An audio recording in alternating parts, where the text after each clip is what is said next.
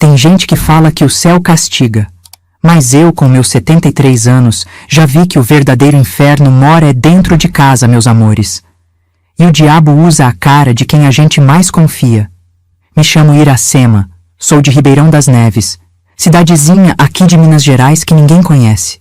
Tenho 73 anos nas costas, mas parece que foi ontem que tudo aconteceu. Os cabelos brancos vieram cedo demais para mim, filha. E hoje decidi contar essa história pela primeira vez, porque carreguei esse peso sozinha por tempo demais. Se você está assistindo isso, me conta nos comentários de onde você é. Quero saber onde essa história vai chegar. E se puder, deixa o like e se inscreve no canal da vovó aqui, que tem muita história guardada nesse coração velho. Ah, e comenta aí embaixo como era a sua relação com seu pai e sua mãe. A minha vocês vão descobrir hoje e provavelmente ficarão chocadas com isto. Eu tinha 15 anos quando minha mãe morreu. Uma mulher tão bonita, mesmo doente. Tuberculose, naquela época, era sentença de morte. Principalmente no interior, onde médico bom era luxo de rico. Dona Sebastiana, minha mãe, definhava dia após dia, mas nunca perdeu a doçura no olhar. Ela e eu éramos unha e carne. Meu pai, seu antenor, trabalhava o dia inteiro na serraria, respeitado por todos. Um homem de chapéu na missa de domingo. Nossa casa era simples. 3 cômodos de pau a pique, chão batido, fogão a lenha que deixava tudo pretinho de fumaça. Nas paredes, só um quadro da Santa Ceia e um espelho rachado que mamãe ganhou de presente de casamento. Era pouco, mas era nosso cantinho.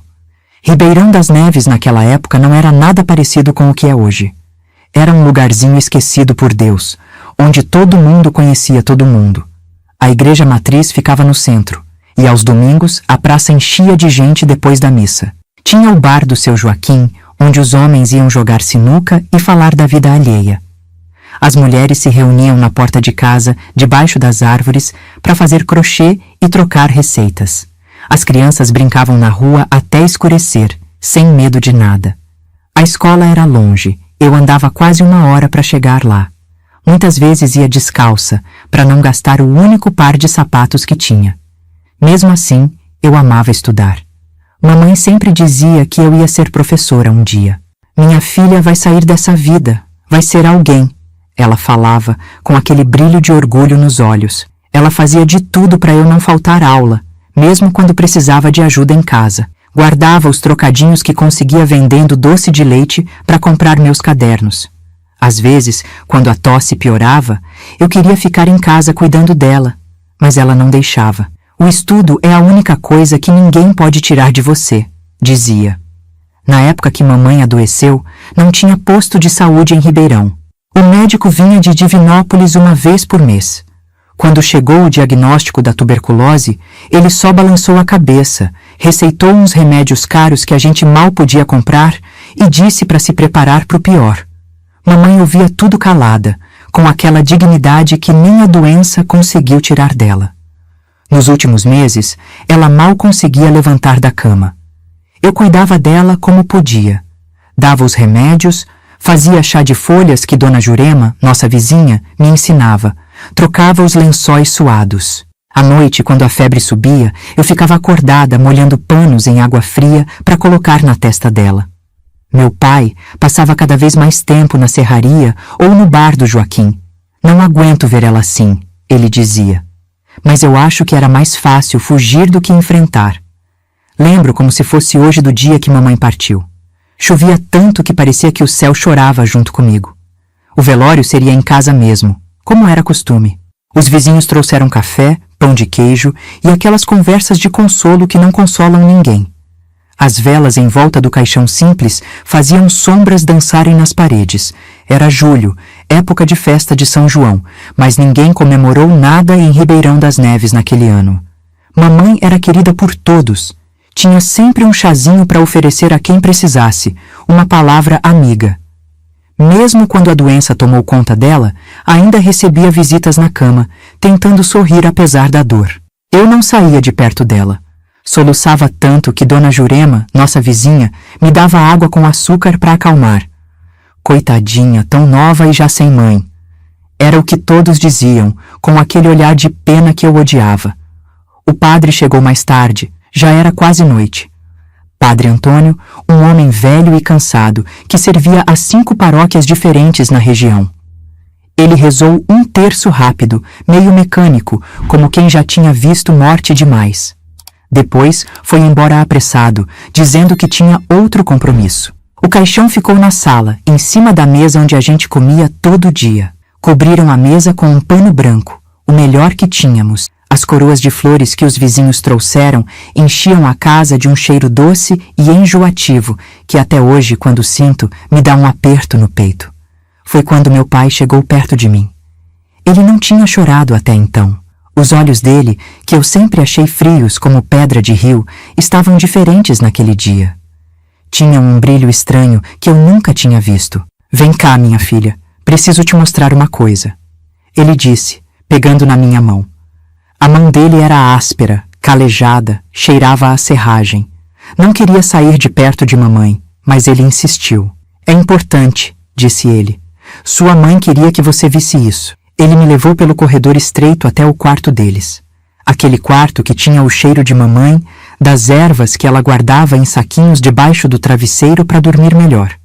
O terço dela ainda pendurado na cabeceira da cama de casal. O quarto era pequeno, mal cabia a cama e o guarda-roupa. Na janela, uma cortina de renda que mamãe tinha feito à mão, já amarelada pelo tempo. A luz fraca do lampião deixava tudo com uma aparência fantasmagórica. Seu Antenor, a senhora Fátima está perguntando se pode trazer mais café, alguém gritou da sala. Diga que já vou, respondeu meu pai, mas não fez menção de sair. Em vez disso, fechou a porta do quarto. Ouvi o barulho da tranca. Pensei que fosse pra gente ter um momento de privacidade para chorar juntos, finalmente. Foi então que ele se virou para mim. Seu rosto tinha mudado completamente. Parecia outra pessoa. Ele se aproximou e, pela primeira vez na vida, senti medo do meu próprio pai. Agora que sua mãe morreu, você vai assumir o lugar dela. Em tudo, ele disse, com uma voz que não parecia a dele. No começo, não entendi o que ele queria dizer. Pensei que estivesse falando dos afazeres da casa, da comida, da roupa. Coisas que eu já ajudava a mamãe a fazer quando ela ficou muito fraca para levantar da cama. Olha aqui, ele disse, abrindo o guarda-roupa antigo de madeira que rangia. Tirou de lá um vestido florido que era o favorito da mamãe. Quero que você use isso agora. Mas, pai, é o vestido da mamãe. Não posso. Comecei a dizer confusa. Pode sim, e vai. De agora em diante você é a mulher desta casa, ele disse, jogando o vestido em cima da cama. Foi aí que eu comecei a entender.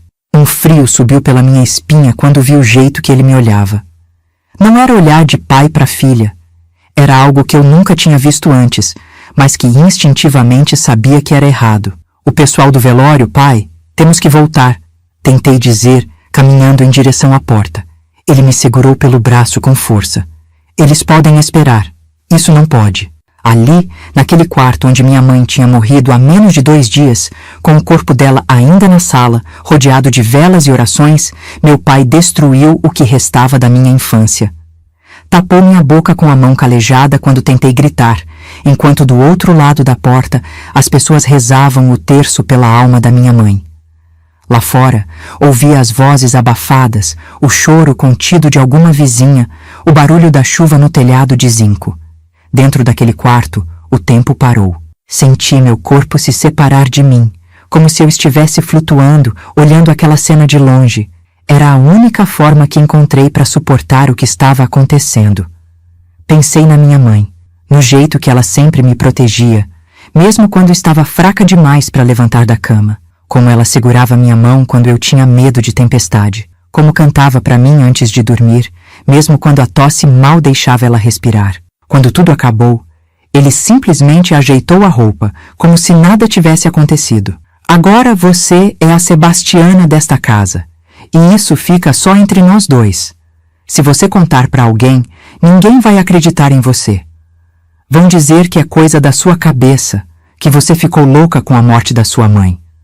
Ele abriu a porta do quarto e voltou para a sala, para receber os pêsames dos vizinhos pela sua amada esposa.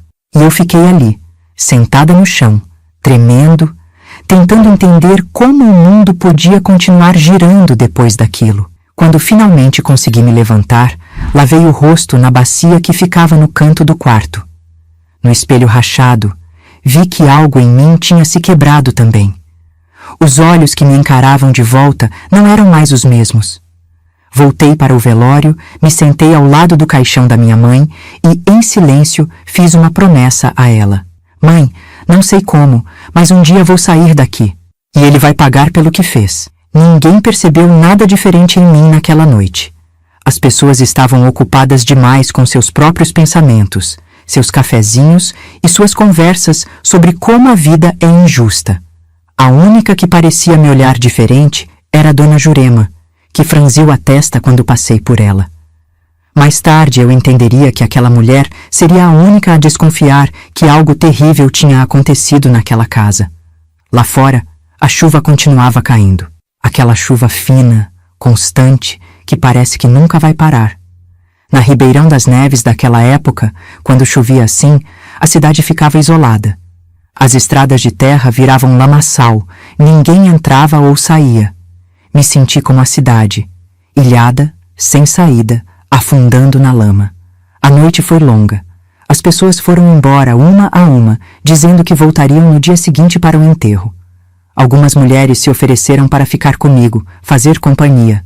Mas meu pai disse que não precisava, que nós dois precisávamos desse tempo juntos para nos despedirmos da mamãe. Fiquei aterrorizada com a ideia de ficar sozinha com ele de novo, mas não tive coragem de falar nada. Quem acreditaria em mim? Seu Antenor era um homem respeitado na cidade. Trabalhador, que nunca faltou à missa de domingo, que nunca foi visto bêbado ou arrumando confusão. Passei a noite ao lado do caixão da minha mãe, rezando baixinho. Não para Deus, que parecia ter me abandonado, mas para ela, pedindo que, de onde estivesse, me desse força. Enquanto isso, meu pai dormia no quarto, ou pelo menos fingia dormir. Quando o dia amanheceu e levaram o corpo da minha mãe para o cemitério, senti como se estivessem enterrando uma parte de mim também. A chuva tinha parado, mas dentro de mim, a tempestade estava apenas começando. O cemitério de Ribeirão das Neves ficava num morro, longe da cidade. Era um lugar simples, com cruzes de madeira e algumas lápides de quem tinha mais posses. A terra vermelha, molhada de chuva, manchava os sapatos de todos. Naquele dia, enquanto jogavam terra sobre o caixão de madeira barata, eu não chorava mais. As lágrimas tinham secado. Em vez disso, algo frio e duro crescia dentro do meu peito. Algo que me ajudaria a sobreviver aos anos que viriam pela frente. Mal sabia eu que aquele dia era apenas o começo do meu inferno particular. Um inferno que duraria anos, até eu encontrar uma saída. Mas isso, meus queridos, é história para outro momento do vídeo. Olha só, nem percebi que já falei tanto. O tempo passa quando a gente desabafa, né não? Se você está acompanhando até aqui, comenta aí embaixo, força, Dona Iracema, para eu saber que não tô sozinha nessa. E também comenta o que você achou dessa história da minha Ribeirão das Neves de antigamente. A cidade cresceu muito, agora tem até presídio, imagina só. Mas naquela época, era só um lugarzinho esquecido no mapa. Não esquece de curtir o vídeo e se inscrever no canal, viu? Isso ajuda muito a vovó aqui a continuar contando essas histórias que ficaram guardadas por tanto tempo. Às vezes, desabafar é o melhor remédio para a alma. E vocês, meus netinhos virtuais, são o melhor remédio que essa vovó poderia ter. Depois do enterro da minha mãe, voltamos para casa. Aquela casa que nunca mais seria a mesma. O cheiro de vela queimada ainda estava no ar, junto com o perfume barato que as vizinhas usavam.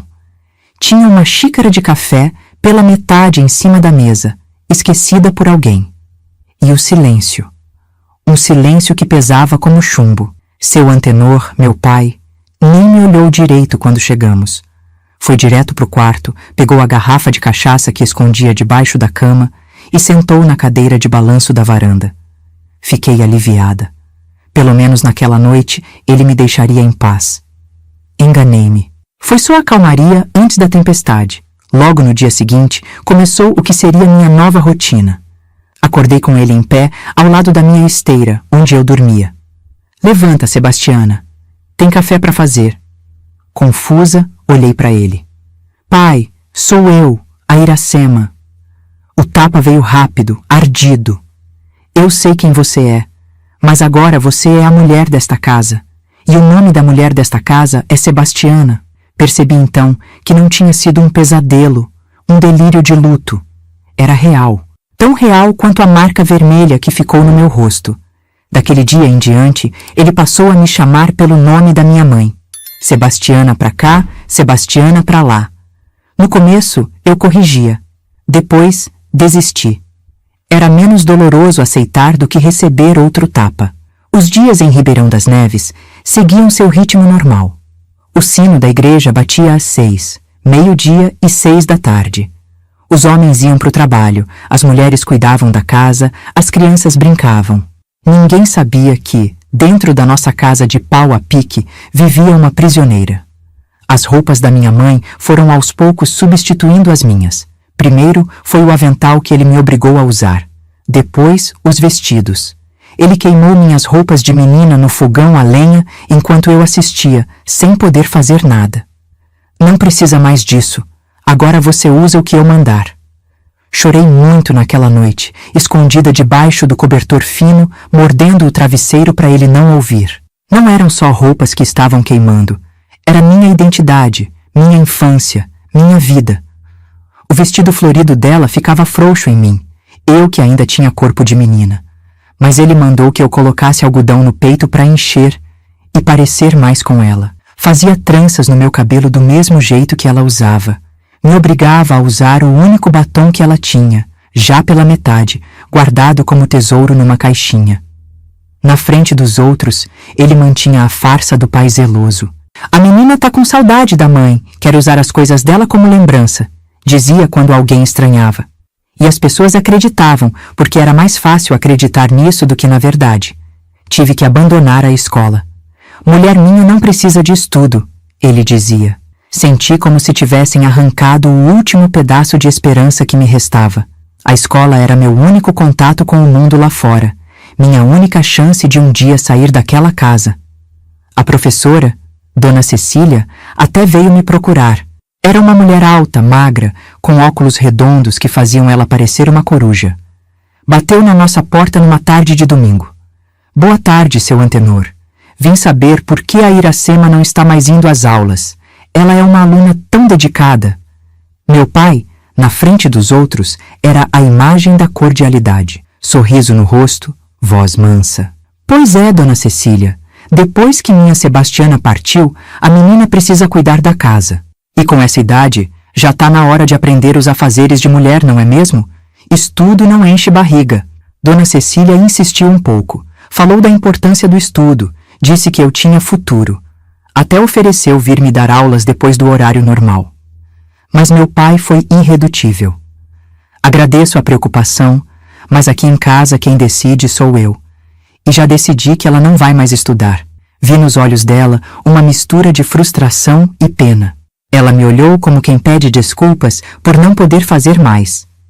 Naquele momento, senti que minha última janela para o mundo tinha se fechado. Depois que a professora foi embora, meu pai me puxou pelo braço até o quarto. Você andou falando alguma coisa para alguém? Por que essa mulher veio aqui? Não, pai. Juro que não falei nada. Ela só veio porque eu parei de ir na escola.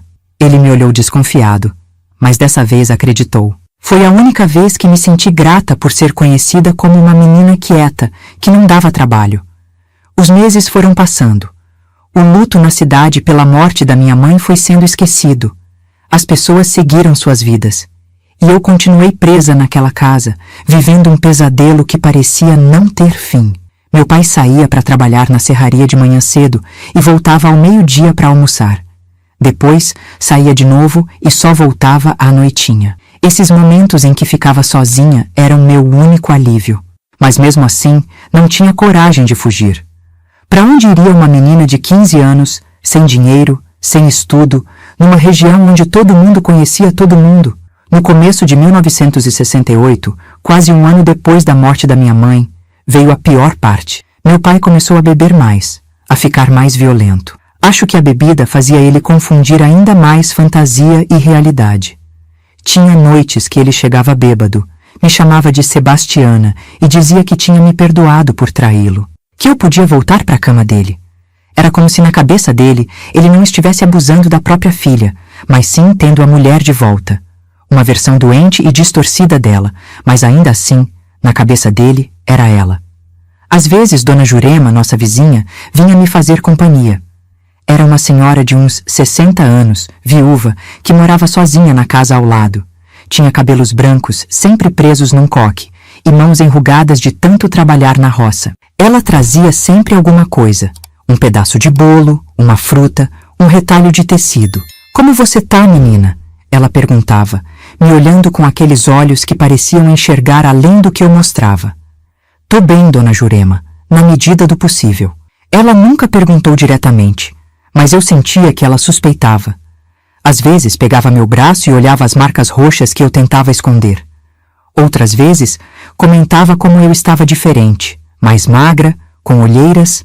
"Se precisar de alguma coisa, qualquer coisa, a porta da minha casa está sempre aberta", ela dizia antes de ir embora.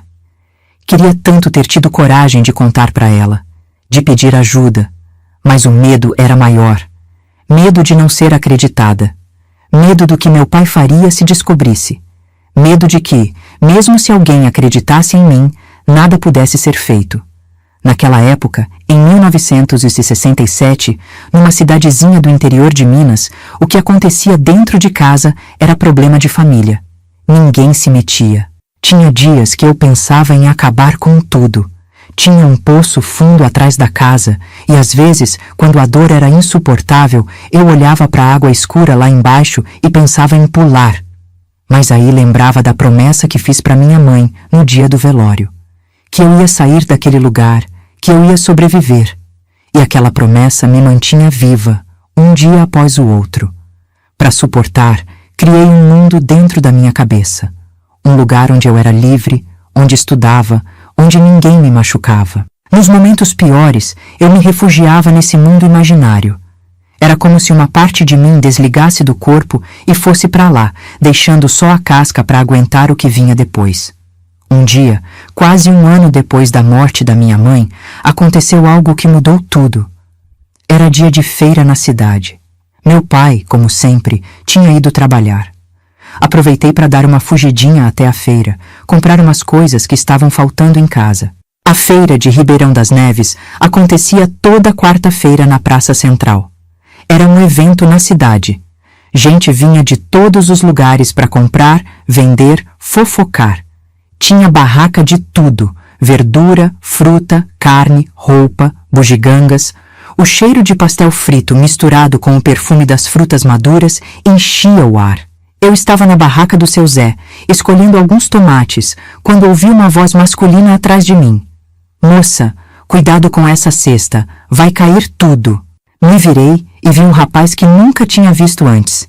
Devia ter uns 20 anos, pele morena queimada de sol, olhos claros que contrastavam com o resto.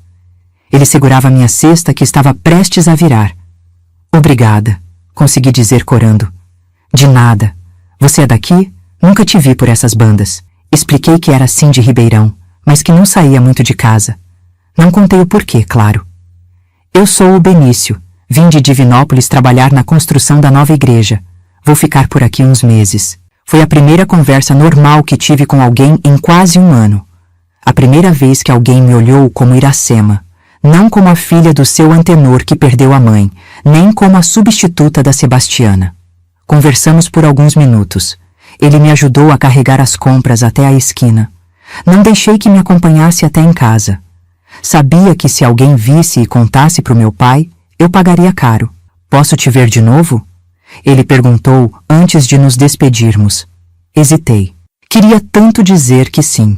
Sentir novamente aquela sensação de ser uma pessoa normal, uma menina de 16 anos conversando com um rapaz bonito, mas sabia que era perigoso. "Não sei, é complicado." Ele não insistiu, apenas sorriu e disse: "Estarei por aqui se mudar de ideia." Voltei para casa com o coração mais leve. Por algumas horas, esqueci do meu inferno particular, mas a realidade me esperava na porta de casa. Meu pai tinha voltado mais cedo. Estava sentado na varanda, o rosto vermelho de raiva, uma garrafa de cachaça pela metade ao lado. "Onde você estava?" ele perguntou, a voz carregada de ameaça. "Fui na feira, pai. comprar umas coisas que estavam faltando. Mostrei a cesta como prova. Ele se levantou, cambaleando um pouco por causa da bebida. E quem te deu permissão para sair? Quem te deu permissão para falar com aquele homem? Meu sangue gelou. Alguém tinha me visto com Benício e contado para o meu pai. Num lugar pequeno como Ribeirão, era impossível guardar segredos. Não foi nada, pai. Ele só me ajudou com as compras. Eu nem conheço ele. Foi como jogar gasolina no fogo. Ele avançou para cima de mim, derrubando a cesta. As batatas, tomates, tudo rolou pelo chão de terra. Sua vagabunda, igual a sua mãe. Pensa que eu não sei que ela me traía? Nunca tinha visto meu pai tão fora de si. Os olhos injetados, a boca espumando de raiva. Tentei correr, mas ele me alcançou pelo cabelo. Me arrastou para dentro de casa enquanto eu gritava por ajuda. Ninguém veio. Ninguém nunca vinha. Naquela noite, pensei que fosse morrer. Ele me espancou com o cinto até eu não conseguir mais sentir dor.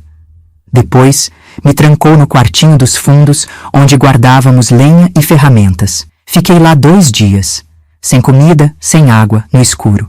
Ouvia ele andando pela casa, bebendo, quebrando coisas. Em algum momento, perdi a consciência.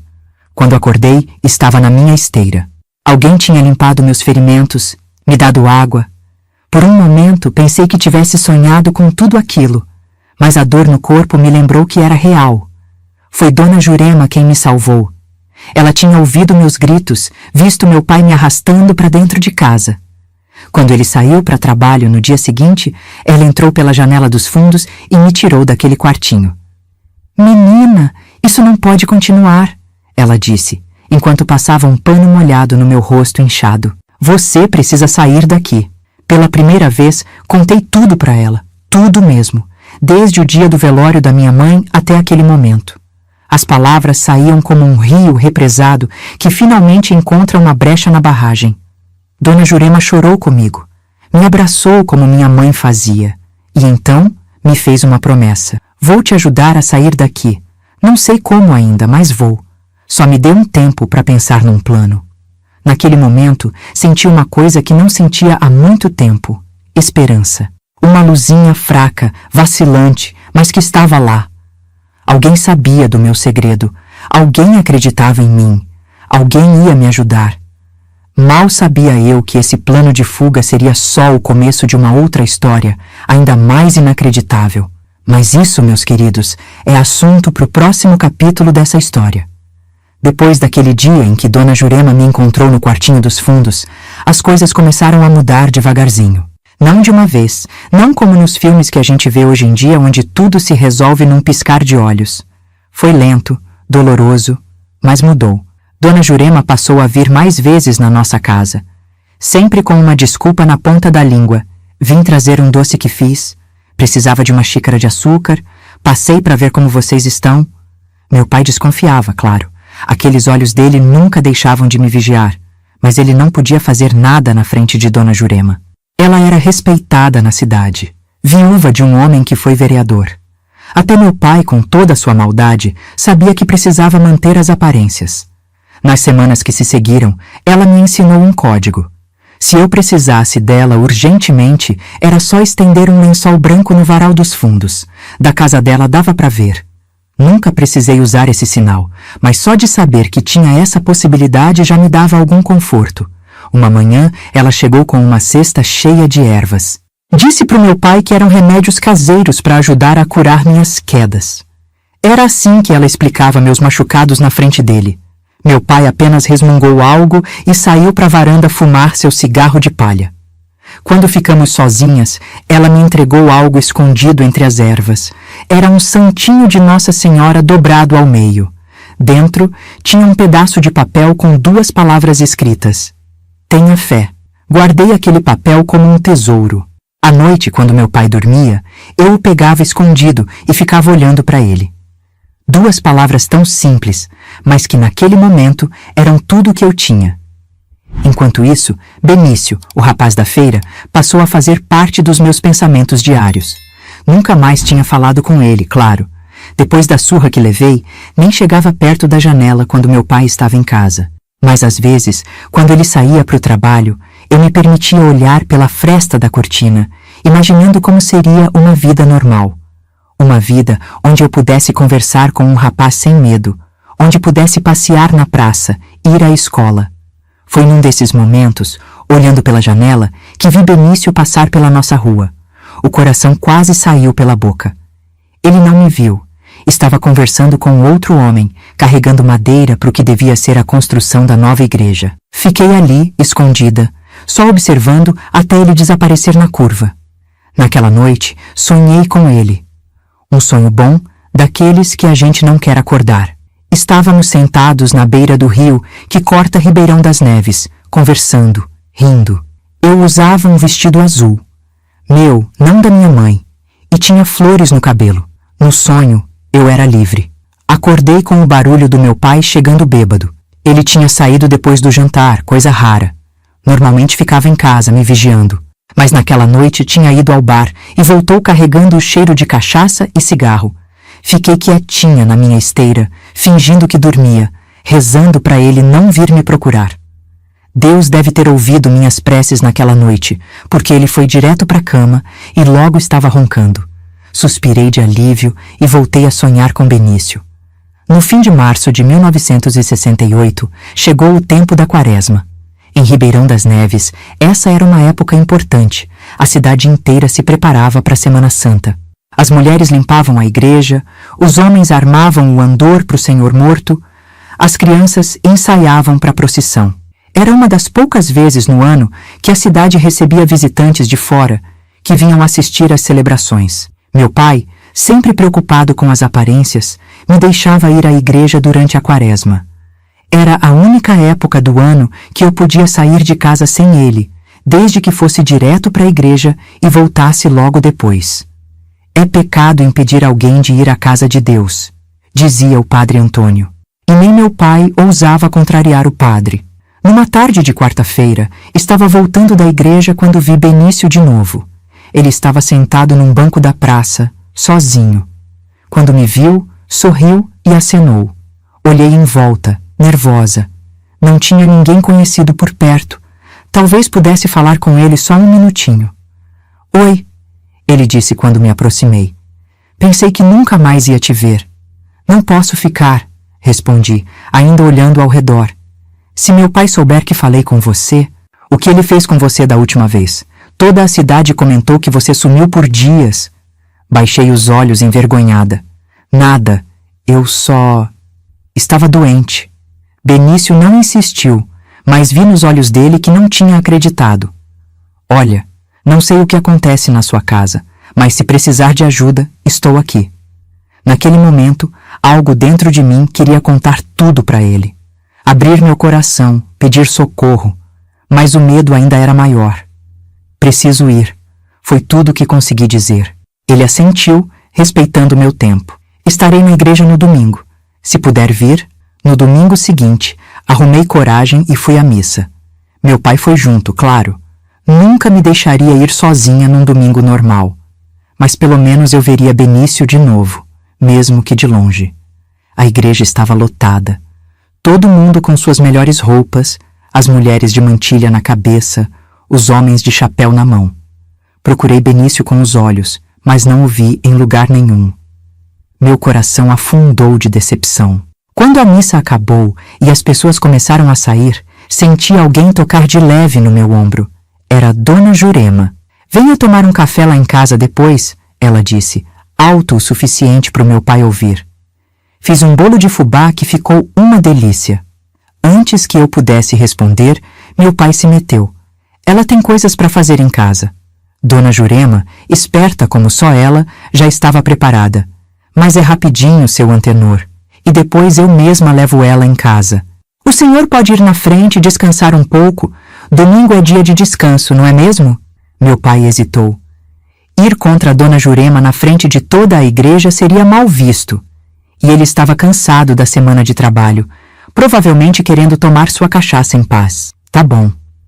Mas não demora, ele disse por fim, me lançando um olhar que deixava claro as consequências se eu não obedecesse. Quando chegamos na casa de Dona Jurema, entendi por que ela tinha insistido tanto. Benício estava lá, sentado na mesa da cozinha tomando café. Vocês já se conhecem, não é? disse Dona Jurema, fechando a porta atrás de nós. Temos pouco tempo, então vamos direto ao assunto. Naquela tarde, os três conversamos por quase 1 hora. Dona Jurema contou para Benício tudo o que acontecia na nossa casa. Eu, envergonhada demais para falar, apenas confirmava com a cabeça. Benício ouvia tudo em silêncio, o rosto ficando cada vez mais sério. Precisamos tirar você daqui, ele disse quando Dona Jurema terminou. Isso não é vida para ninguém, muito menos para uma menina da sua idade. Mas como? Perguntei, a voz quase sumindo. Para onde eu iria? Não tenho ninguém, não tenho dinheiro. Foi então que Dona Jurema revelou seu plano. Ela tinha uma irmã em Belo Horizonte, Dona Terezinha, que poderia me acolher até eu me estabelecer. O problema era como sair de Ribeirão das Neves sem que meu pai descobrisse e viesse atrás de mim. Eu tenho uma ideia, disse Benício, depois de pensar um pouco. Mas vai exigir paciência. Não podemos agir de imediato, seria muito arriscado. A ideia era simples, mas engenhosa. Benício precisava de alguém para lavar as roupas dos trabalhadores da obra da igreja. Ele me ofereceria esse trabalho, com a permissão do meu pai. Com o tempo, meu pai se acostumaria com as visitas regulares de Benício para trazer e buscar as roupas. Enquanto isso, iríamos juntando dinheiro e planejando minha fuga. O que você acha? Benício me perguntou. Pensei por alguns instantes. Era arriscado. Se meu pai descobrisse, eu pagaria um preço terrível. Mas qual era a alternativa? Continuar naquela vida até quando? Até ele me matar numa de suas explosões de raiva? Ou até eu perder completamente a sanidade? Vamos tentar, respondi, sentindo o coração bater forte no peito. Naquele dia, voltei para casa com uma sensação estranha no peito. Era medo, sim, muito medo. Mas também era outra coisa, algo que eu mal lembrava como era: esperança. No dia seguinte, Benício apareceu lá em casa. Bateu na porta, formal, respeitoso. Meu pai atendeu, desconfiado como sempre. Bom dia, seu Antenor. Meu nome é Benício. Trabalho na obra da Igreja Nova. Vim falar com o senhor porque estamos precisando de alguém para lavar as roupas dos trabalhadores. Dona Jurema disse que sua filha poderia se interessar pelo serviço. Meu pai me olhou, depois olhou para Benício. Pude ver as engrenagens girando na cabeça dele. Por um lado, ele não gostava da ideia de outro homem tendo contato comigo, mesmo que apenas para trazer e buscar roupas.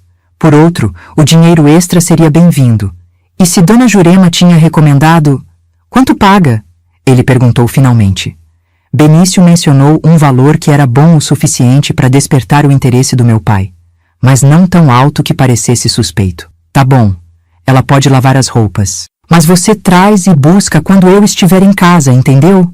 Sim, senhor, respondeu Benício, sério. Posso trazer o primeiro lote amanhã? E assim começou nossa farsa. 2 vezes por semana, Benício trazia roupas sujas e levava-as limpas. No começo, meu pai fazia questão de estar presente. Mas com o tempo, à medida que se acostumou com a rotina, começou a relaxar. Às vezes, deixava Benício entregar as roupas, mesmo quando estava ocupado em outra coisa. Nos breves momentos em que ficávamos sozinhos, trocávamos algumas palavras, um olhar, um sorriso. Era pouco, mas para mim significava tudo. Era a prova de que existia um mundo além daquelas paredes, de que havia gente boa lá fora. O dinheiro que eu recebia pelas lavagens era entregue diretamente ao meu pai. Mas Benício, esperto, sempre colocava um pouco a mais no pacote, e esse extra ia direto para Dona Jurema, que guardava para mim. Era nosso fundo de fuga, como chamávamos. Junho chegou, e com ele a festa de São João. Em Ribeirão das Neves, como em toda a cidade do interior de Minas, essa era uma data importante. Fogueira na praça, quadrilha, quentão, doces típicos. A cidade inteira participava. Meu pai, surpreendentemente, disse que iríamos à festa. Fiquei desconfiada, claro. Ele nunca me deixava sair. Por que agora seria diferente? Mas logo entendi. Era mais uma de suas encenações. O pai dedicado levando a filha para se divertir um pouco depois da perda da mãe. A imagem pública que ele tanto se esforçava para manter. Na noite da festa, coloquei o vestido que tinha sido da minha mãe. Não porque queria, mas porque era o único apresentável que ele me deixava usar. Quando cheguei na sala, Ele me olhou de cima a baixo, e por um momento vi aquele brilho nos olhos dele que tanto me apavorava. Você tá igualzinha a ela, ele disse, a voz embargada pela emoção ou pela cachaça que já tinha tomado, não sei dizer. Na praça, as fogueiras já estavam acesas. O cheiro de pinhão e batata doce assando se misturava com o do quentão fervendo. Crianças corriam, adultos conversavam, casais namoravam nos cantos mais escuros. Uma cena normal de festa junina no interior. Mas para mim, parecia que eu tinha entrado num mundo paralelo, tão distante estava da vida normal. Meu pai logo encontrou seus amigos da serraria e se juntou a eles perto do barril de quentão. Me mandou ficar sentada num banco onde podia me ver, e foi o que fiz. Não ousaria desobedecer, não ali, com tanta gente em volta. Foi quando notei Benício do outro lado da praça.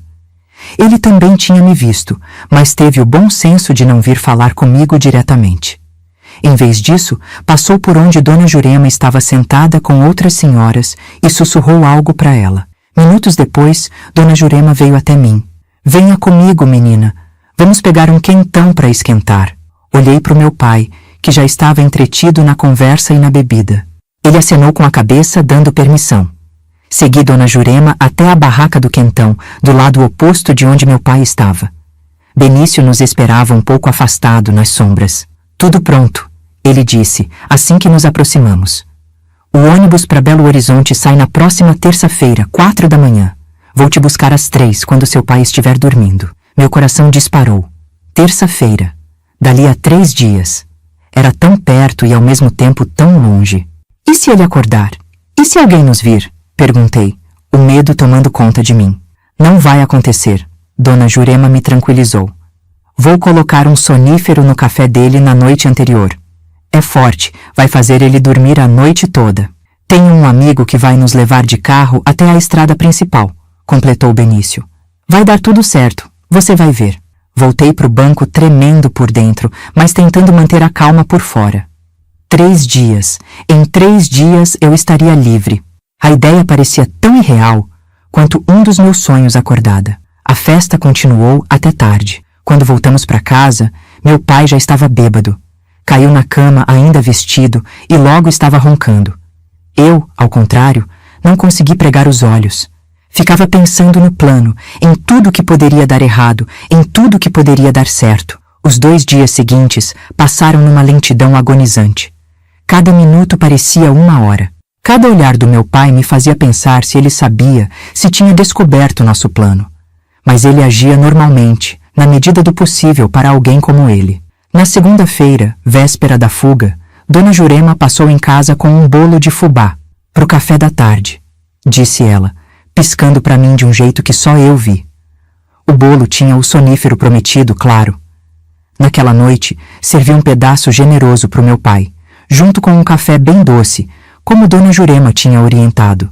Ele comeu sem desconfiar de nada. 1 hora depois, estava dormindo profundamente. Arrisquei chamar seu nome, cutucá-lo de leve. Nada. Ele não se mexeu. O sonífero tinha funcionado. Com o coração aos pulos, comecei a arrumar minhas poucas coisas.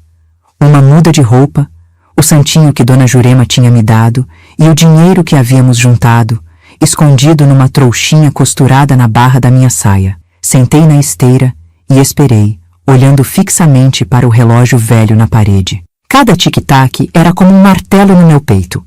Faltavam poucas horas para a liberdade. Ou para o maior erro da minha vida. Naquela noite, véspera da minha fuga, arrumei minhas poucas coisas num saco de estopa velho. Não tinha muito o que levar. Uma muda de roupa, um pente quebrado, a medalha de Nossa Senhora que era da minha mãe e o dinheiro que Benício tinha me dado, embrulhado num pedaço de pano e costurado na barra da minha saia. Era tudo que eu tinha no mundo. Guardei o saco debaixo da minha esteira, coração batendo tão forte que achei que meu pai podia ouvir do outro cômodo.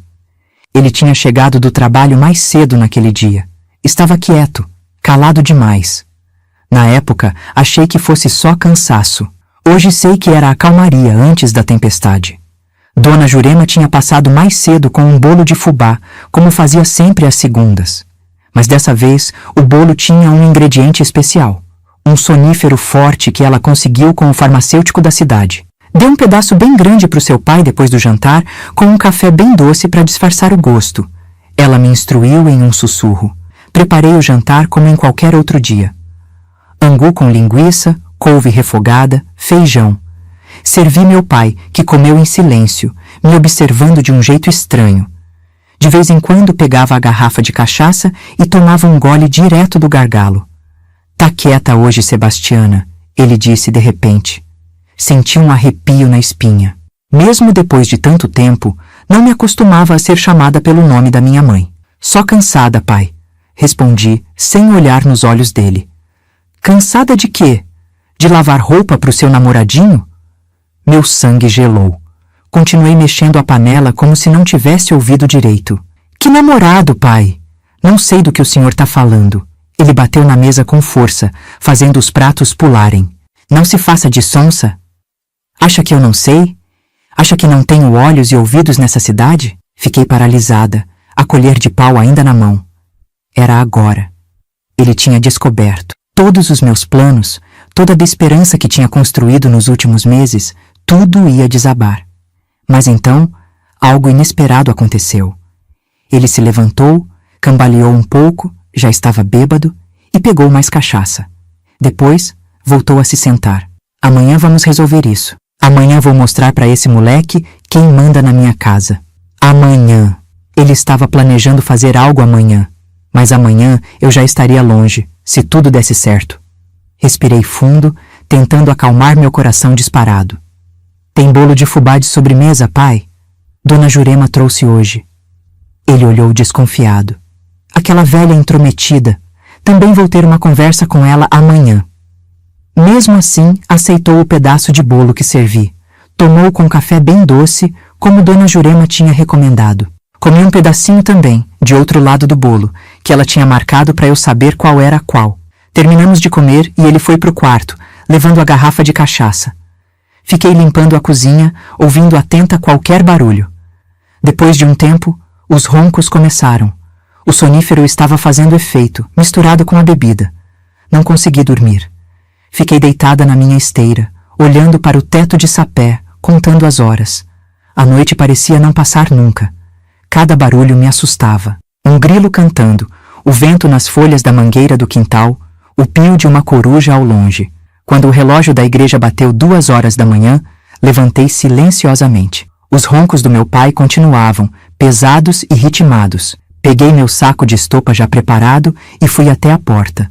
Estava trancada. A chave, que normalmente ficava pendurada num prego ao lado, não estava lá. Meu coração acelerou.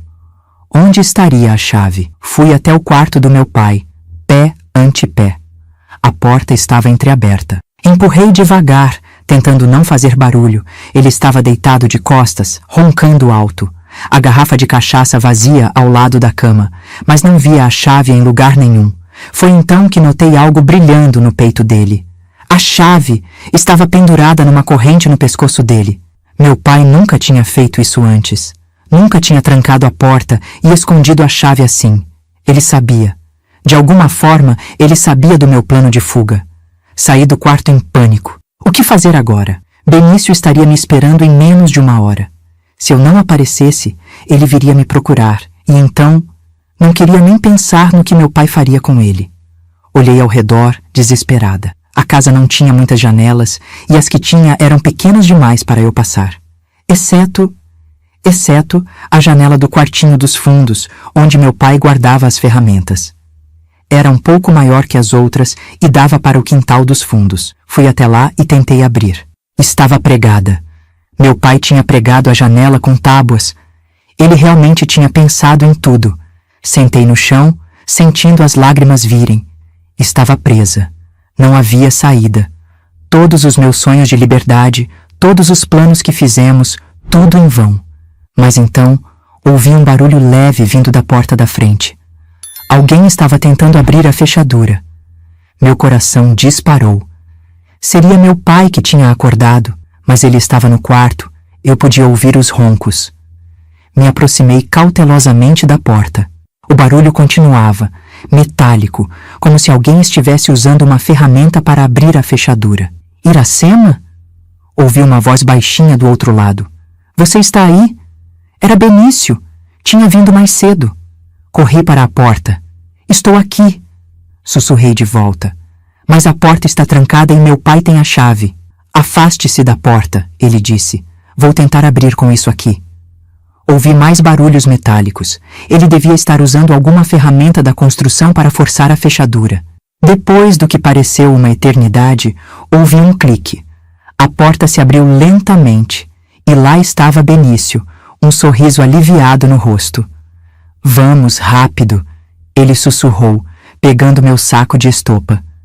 Dona Jurema está esperando na estrada com um carro.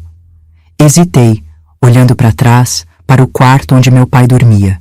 E se ele acordasse agora? E se nos pegasse fugindo? Como se lesse meus pensamentos, Benício pegou minha mão. Vai dar tudo certo. Confie em mim. Saímos da casa, fechando a porta o mais silenciosamente possível. A noite estava clara, com uma lua cheia que iluminava o caminho.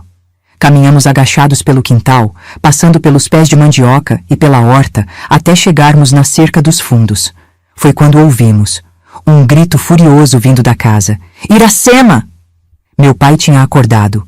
O sonífero não tinha sido forte o bastante, ou talvez o ódio dele fosse mais forte que qualquer remédio. Corre! Gritou Benício, me puxando pela mão. Corremos como nunca tinha corrido na vida. Através do pasto, da plantação de milho, até chegarmos na estrada de terra. O carro de Dona Jurema, um Ford velho do irmão dela, estava lá, motor ligado, faróis apagados. Entrem rápido! Ela gritou pela janela. Mal tínhamos entrado no carro quando vimos meu pai aparecer na curva da estrada. Mesmo à distância, dava para ver que ele carregava algo na mão. Algo que brilhou sob a luz da lua. É uma espingarda! Gritou Dona Jurema, pisando fundo no acelerador. O carro arrancou com um solavanco, levantando poeira da estrada de terra. Olhei para trás e vi meu pai apontando a arma na nossa direção. Houve um estampido e algo atingiu a traseira do carro. Abaixem! Gritou Dona Jurema. Nos abaixamos no banco traseiro, Benício cobrindo meu corpo com o dele. Houve mais um tiro, mas já estávamos longe demais. O carro sacudia na estrada esburacada, mas cada segundo nos levava para mais longe daquele homem, daquela casa, daquele inferno. Quando finalmente tive coragem de levantar a cabeça, já estávamos na estrada principal. As luzes de Ribeirão das Neves tinham ficado para trás. À nossa frente, apenas a estrada escura e a promessa de liberdade. Conseguimos, disse Benício, segurando minha mão. Você está livre, Iracema. Livre. Uma palavra tão simples, mas que para mim significava tudo. Olhei pela janela do carro, para o céu estrelado, e pela primeira vez em anos, respirei sem o peso do medo no peito. Mas a liberdade tem seu preço. E eu ainda não tinha pagado o meu por completo. Dona Jurema dirigiu por horas, até chegarmos a uma cidade maior, onde pegaríamos o ônibus para Belo Horizonte. O plano era eu ir para a casa da irmã dela, como combinado. Benício terminaria o trabalho em Ribeirão das Neves, se ainda pudesse voltar depois do que aconteceu, e me encontraria em Belo Horizonte alguns meses depois. Enquanto esperávamos na rodoviária, sentados num banco duro, Dona Jurema me olhou com aqueles olhos sábios e disse algo que nunca esqueci. Menina, a vida é como um rio. Às vezes calmo, às vezes revolto, mas sempre seguindo em frente. Não importa o que aconteceu lá atrás, a água não volta. Ela só segue, encontrando novos caminhos, novos lugares. É assim que você tem que ser agora. Como o rio que segue em frente, sem olhar para trás. Assenti, compreendendo a sabedoria daquelas palavras simples. Eu era como esse rio agora, seguindo em frente, deixando para trás a menina assustada que fui um dia. O ônibus chegou pontualmente às 4 da manhã. Me despedi de Dona Jurema com um abraço apertado. Aquela mulher tinha arriscado tudo por mim, uma menina que mal conhecia. Nunca vou esquecer esse gesto. Benício me acompanhou até a porta do ônibus. Nos olhamos por um momento sem saber o que dizer. Havia tanto entre nós, medo, esperança, talvez até amor, mas as palavras pareciam pequenas demais para expressar tudo isso. Ele tirou do bolso um pequeno embrulho, para você lembrar que nem todos os homens são como seu pai. Era um camafeu, simples, de latão.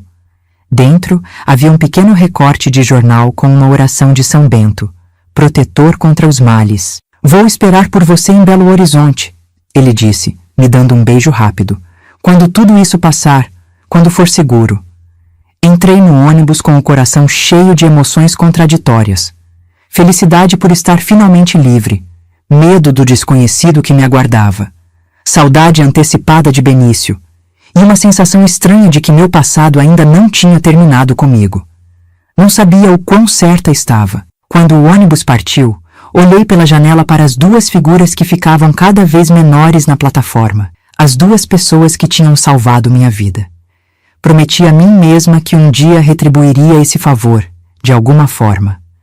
O ônibus seguia pela estrada escura, levando-me para um futuro incerto, mas pela primeira vez em anos, um futuro que eu mesma poderia escolher. E isso, meus queridos, já era uma vitória enorme. Mas o destino, como já disse antes, é uma coisa engraçada. E minha história com meu pai ainda não tinha chegado ao fim. Ele ainda voltaria para a minha vida, anos depois, quando eu menos esperava. E o confronto final seria muito mais terrível do que qualquer um de nós poderia imaginar. Mas isso é assunto para o próximo capítulo, onde vou contar como finalmente me libertei das cinzas do meu passado e renasci como a mulher que sou hoje. Cheguei em Belo Horizonte numa manhã fria de julho de 1969. Nunca vou esquecer a sensação de pisar naquela rodoviária enorme, com tanta gente desconhecida passando apressada. Eu, uma menina do interior que mal tinha saído da própria cidade, me sentia pequena como uma formiga naquele formigueiro humano. Dona Terezinha, irmã de Dona Jurema, me esperava conforme combinado. Era uma senhora mais nova que a irmã, de cabelos tingidos de preto e um sorriso acolhedor. Ela me abraçou como se já me conhecesse há anos. Seja bem-vinda, minha filha. Aqui você vai estar segura. O apartamento dela era pequeno, num prédio antigo no centro da cidade. Nada luxuoso, mas para mim parecia um palácio. Tinha água encanada, luz elétrica, um fogão a gás. Coisas que em Ribeirão das Neves eram luxo de gente rica. Nos primeiros dias, mal saía do quarto. O barulho da cidade grande me assustava, as buzinas, as sirenes, o constante movimento de pessoas na rua. E o medo. O medo de que, de alguma forma, meu pai descobrisse onde eu estava e viesse me buscar. Dona Terezinha respeitou meu tempo. Me deixava quieta quando precisava, mas também me incentivava a dar pequenos passos. Hoje vamos até a padaria da esquina, dizia ela. No dia seguinte, era a feira. Depois, o mercado mais distante. Aos poucos, fui conhecendo o bairro, a cidade, a vida. A cidade pulsava de um jeito diferente naquela época. Era 1969. O homem tinha acabado de pisar na lua, a música dos Beatles tocava nas rádios, e mesmo no Brasil, sob a ditadura, havia uma sensação de que o mundo estava mudando. Para mim, que vinha de um lugar onde o tempo parecia ter parado, era como entrar em outro planeta. 2 semanas depois da minha chegada, Dona Terezinha me chamou para uma conversa séria. Iracema, você não pode ficar escondida para sempre. Precisa construir uma vida nova. E para isso, precisa de documentos, de estudo, de trabalho. Ela tinha razão, claro. Não podia viver à sombra do medo eternamente. E assim começou minha nova vida. Primeiro, os documentos. Minha certidão de nascimento tinha ficado para trás, na casa do meu pai. Mas Dona Terezinha conhecia gente na prefeitura de Belo Horizonte. Com algumas histórias bem contadas e alguns favores cobrados, consegui uma segunda via. Com isso, pude tirar carteira de identidade, me matricular na escola noturna. Comecei a trabalhar como doméstica na casa de uma família rica do bairro Lourdes. A patroa, Dona Clarice, era exigente, mas justa. O salário não era muito, mas dava para pagar um quartinho que aluguei perto da casa de Dona Terezinha e ainda mandar um pouco para Dona Jurema como agradecimento por tudo que fez por mim. De dia trabalhava, de noite estudava. Não era fácil, mas cada página de livro que virava, cada matéria que aprendia, era como um tijolo no muro que construía entre mim e meu passado. E Benício? Ah, meus queridos, a vida nem sempre segue o roteiro que planejamos. Recebi 2 cartas dele, enviadas para o endereço de Dona Terezinha. Na primeira, contava que tinha voltado para Ribeirão das Neves depois da nossa fuga. Meu pai tinha ido atrás dele, bêbado com a espingarda, mas os outros trabalhadores da obra impediram uma tragédia. O padre da cidade, Padre Antônio, soube da história toda e chamou a polícia de Divinópolis. Meu pai foi preso por alguns dias, mas logo solto. Naquela época, problema de família raramente dava em alguma coisa. Benício dizia que terminaria o trabalho na igreja em alguns meses e então viria me encontrar em Belo Horizonte, como tínhamos combinado. A carta terminava com palavras de carinho, de saudade, de planos para o futuro. A segunda carta chegou 3 meses depois.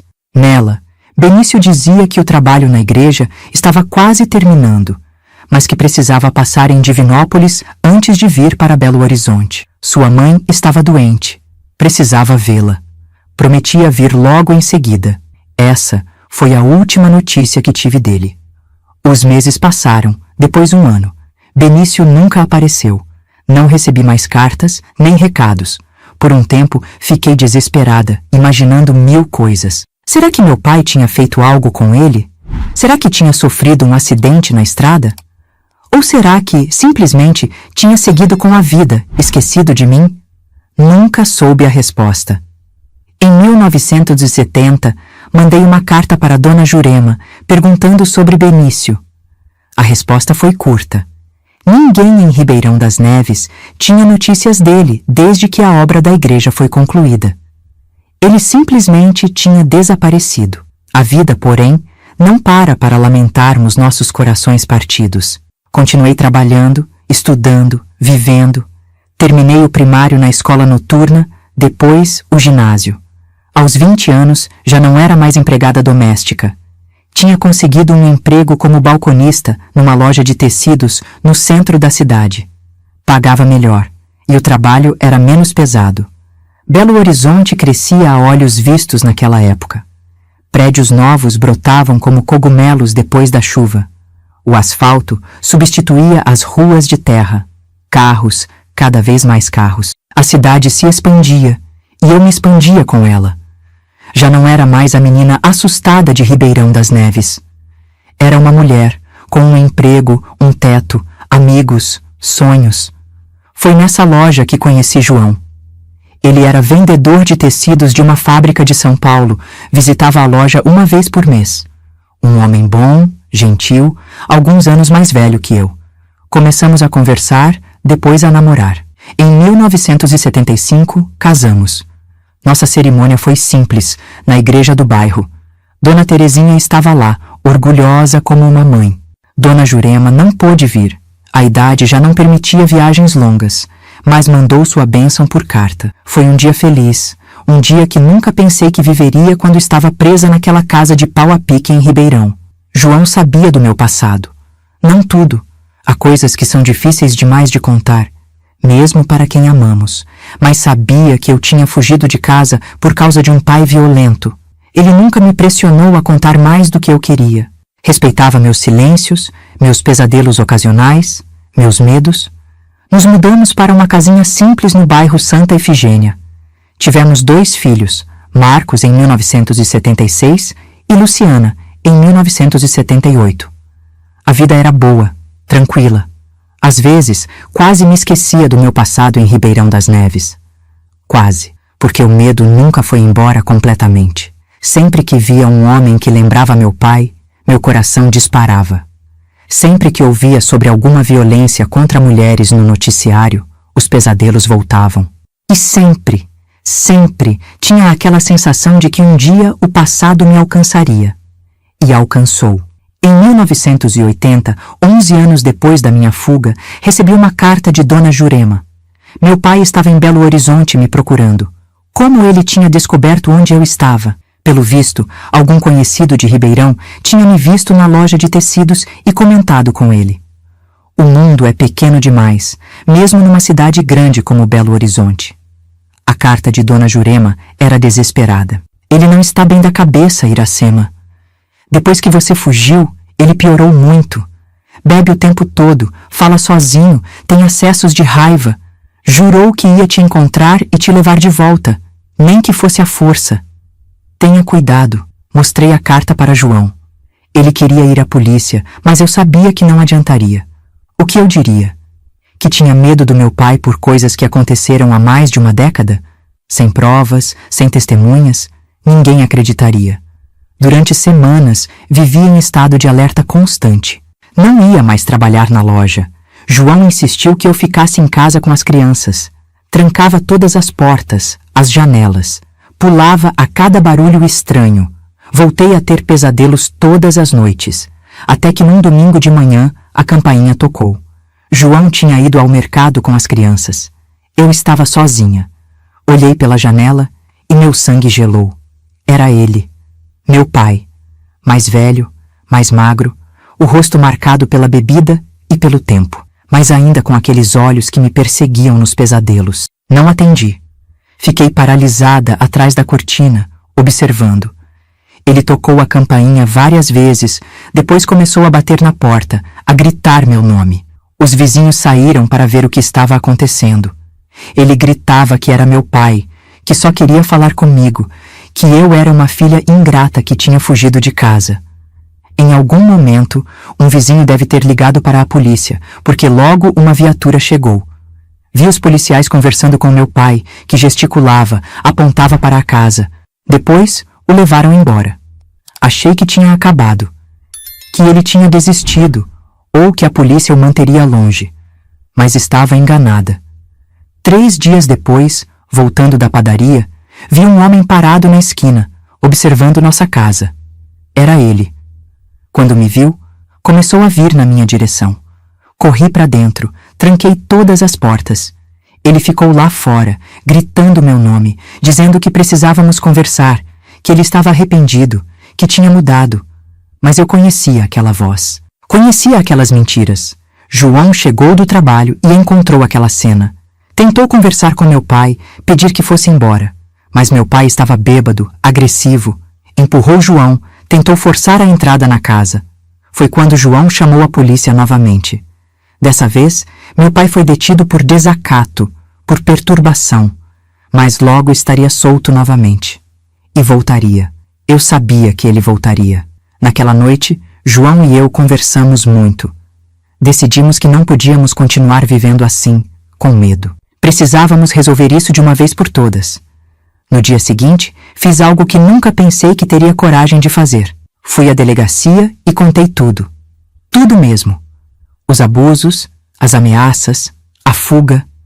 O delegado ouviu com atenção, tomou meu depoimento. Disse que, com isso, poderia manter meu pai detido por mais tempo. Talvez conseguir uma medida de afastamento. Saí da delegacia me sentindo estranhamente leve. Como se um peso que carregava há anos tivesse diminuído um pouco. Não tinha desaparecido. Acho que nunca desapareceria completamente. Mas estava menor, mais suportável. 2 dias depois, recebi uma ligação da delegacia. Meu pai tinha sido encontrado morto na cela. Enforcou-se com o próprio cinto. A notícia me atingiu como um soco no estômago. Não senti alegria, nem alívio, nem vingança. Senti nada. Um vazio estranho, como se uma parte da minha história tivesse sido apagada de repente. Não fui ao enterro, não derramei lágrimas. Mas naquela noite, sentada na varanda da minha casa, olhando para as estrelas, pensei na menina que fui um dia, na mãe que perdi tão cedo, no pai que poderia ter sido, mas não foi, na vida que tive e na vida que construí apesar de tudo. O tempo passou. Os filhos cresceram. João faleceu em 2005 de um ataque cardíaco. Fiquei viúva, depois avó. A vida seguiu seu curso, como o rio que Dona Jurema tinha falado tantos anos atrás. Hoje, com meus 73 anos, olho para trás e vejo que minha história, por mais dolorosa que seja, precisa ser contada. Não por mim, mas por todas as meninas e mulheres que ainda vivem seus próprios infernos particulares, para que saibam que é possível sobreviver, recomeçar e encontrar paz. Nunca mais voltei a Ribeirão das Neves. Soube por cartas de Dona Jurema, até ela falecer em 1990, que a cidade tinha crescido, mudado. A igreja que Benício ajudou a construir ainda está lá, dizem. Às vezes me pego imaginando se ele voltou algum dia, se procurou por mim, se seguiu sua vida em outro lugar. E o que aconteceu com Benício? Nunca soube ao certo. Alguns anos atrás, minha filha Luciana, curiosa sobre meu passado, fez algumas pesquisas na internet. Descobriu que houve um acidente grave na estrada entre Divinópolis e Belo Horizonte em 1969, pouco depois da última carta que recebi. Um ônibus caiu num barranco, matando vários passageiros. Os nomes nunca foram divulgados completamente. Talvez Benício estivesse entre eles. Talvez não. É mais um mistério que o tempo levou. Meus queridos, essa foi minha história. Uma história de dor, sim, mas também de superação. De como uma menina assustada de Ribeirão das Neves se transformou na mulher que sou hoje. Não é uma história bonita, nem fácil de ouvir. Mas é real. Tão real quanto as cicatrizes que carrego na alma. Se você chegou até aqui, quero agradecer do fundo do coração. Não é fácil ouvir histórias como essa, mas é importante que sejam ouvidas, para que nunca mais aconteçam, para que outras Iracemas não precisem fugir no meio da noite para sobreviver. Se você conhece alguém que está vivendo seu próprio inferno, estenda a mão. Seja a Dona Jurema, o Benício da vida dessa pessoa. Às vezes, um gesto de ajuda, por menor que seja, pode salvar uma vida inteira. E antes de me despedir, queria pedir um favor especial. Se esse vídeo tocou seu coração, deixe seu like e se inscreva no canal. Isso ajuda muito a nossa mensagem a chegar mais longe, a outras pessoas que talvez precisem ouvir que não estão sozinhas. Ah, e tem mais uma novidade. Acabamos de criar um grupo no WhatsApp, onde compartilhamos diariamente histórias reais de outras vovós como eu.